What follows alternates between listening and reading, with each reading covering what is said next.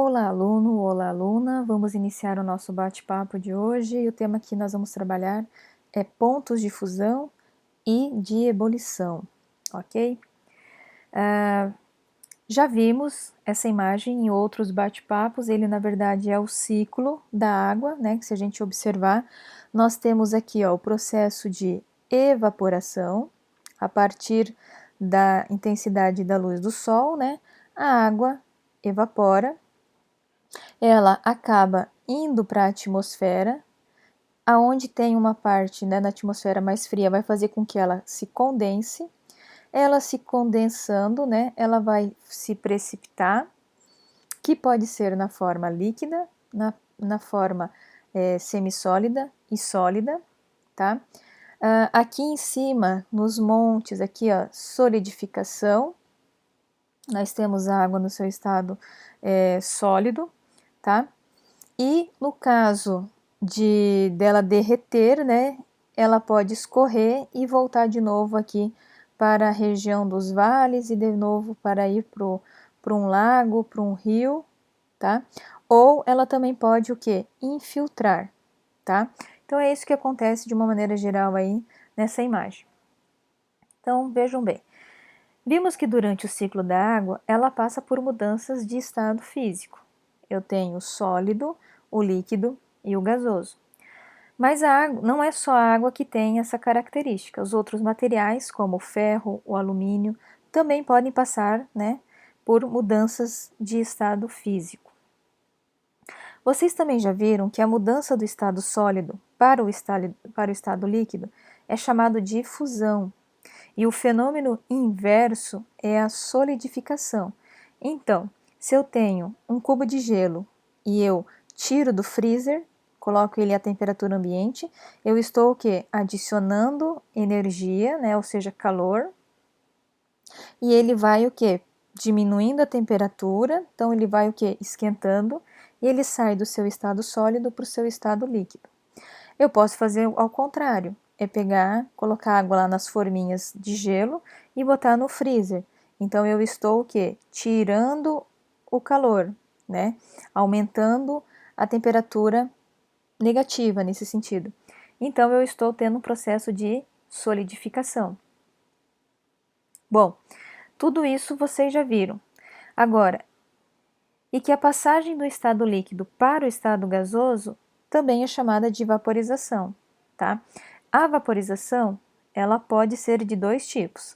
Se eu acelero o processo, né? Por exemplo, como se eu tivesse com uma chaleira ligada, seria um processo de ebulição. E se eu estendesse simplesmente as roupas no varal, seria um processo lento, né, de vaporização, só que seria chamado de evaporação, né? E o inverso também acontece. Se eu posso passar do líquido para o gasoso, eu posso passar do gasoso para o líquido. E essa transformação ela é chamada daí de condensação ou liquefação, dependendo de alguns autores aí trabalham essas nomenclaturas, né? Agora vamos saber um pouco mais sobre as mudanças de estados, né, da água e de outras substâncias, desde que elas sejam puras, tá? É importante que sejam puras. Então, olhem só, ainda dentro do exemplo da água, à medida que se fornece energia, né, em forma de calor, a um pedaço de gelo, sua temperatura vai subindo até chegar a 0 graus Celsius. A partir deste momento, o calor passa a provocar a mudança do estado sólido para o estado líquido, ou seja, é essa fusão. Enquanto houver água nos dois estados, ou seja, um pouco sólida e um pouco líquida, a temperatura, né, desse sistema vai permanecer a 0 graus. Somente quando todo o gelo estiver derretido é que essa temperatura vai começar a subir. Então, nesse período de transição entre o estado sólido e o líquido, no caso da água, sempre vai ocorrer a 0 graus.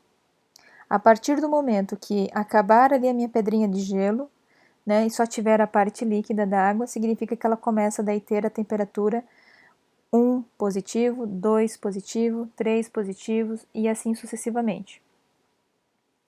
Perfeito? Bom, O mesmo vale para o processo inverso, né? Durante a passagem da água do estado líquido para o sólido, que é a solidificação, o sistema se mantém em 0 graus. Então, a gente sabe, né, através dessa informação, que o ponto de fusão e o ponto de solidificação da água sempre será a 0 graus, desde que ela esteja a 1 atm, né, e ao nível do mar, que a gente fala, né, e numa temperatura aproximadamente de 25 graus, que é ambiente, que é o que a gente tem como padrão. Agora, dando continuidade. Durante a fusão ou a solidificação, a temperatura do sistema formado, tá, por água líquida e gelo permanece sempre constante.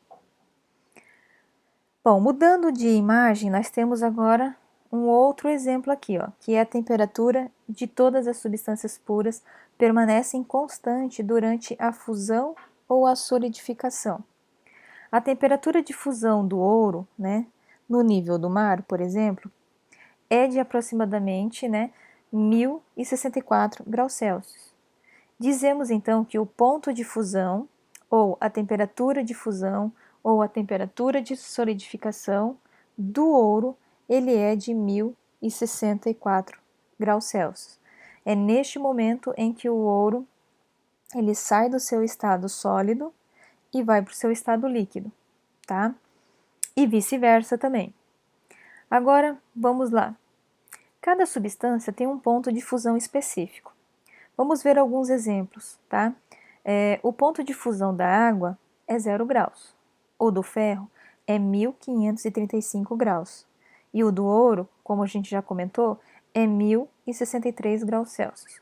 Portanto, né, o ponto de fusão é uma propriedade que ajuda a identificar as substâncias puras, tá? Então, toda substância que seja pura sempre vai ter um ponto definido, né, um ponto de fusão definido, tá? Além de ter um ponto de fusão específico, cada substância tem um ponto de ebulição específico, ou uma temperatura de ebulição, né, que é a passagem do estado líquido para o estado gasoso. Essa propriedade também nos ajuda a identificar a substância, né? Só que é importante lembrar, tudo isso ocorre sempre quando nós estamos ali com uma pressão atm, né? Então, quando nós estamos ao nível do mar, né, o ponto de ebulição da água é 100 graus, 100 graus Celsius. O ponto de ebulição do mercúrio é 357 graus Celsius.